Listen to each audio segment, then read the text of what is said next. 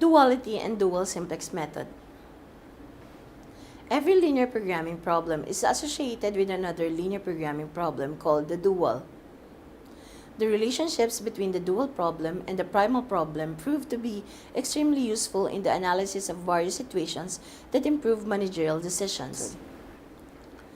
For example, the dual variables give the shadow prices for the primal constraints that measure the increase in the optimal objective function value for each unit increase in the amount of a resource.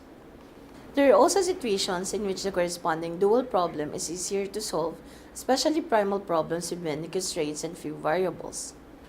If a lot of artificial variables are needed to solve a primal problem, then it is better to formulate the dual of the linear program and solve it using the dual simplex method.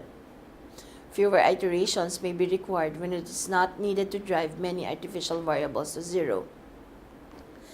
The dual simplex method can be thought of as the mirror image of the simplex method.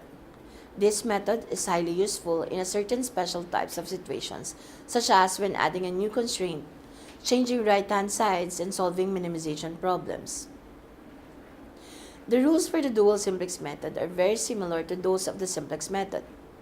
The only differences between them are, first, the criteria used for selecting the entering and leaving basic variables, and second, determining whether one has already arrived at the optimal solution.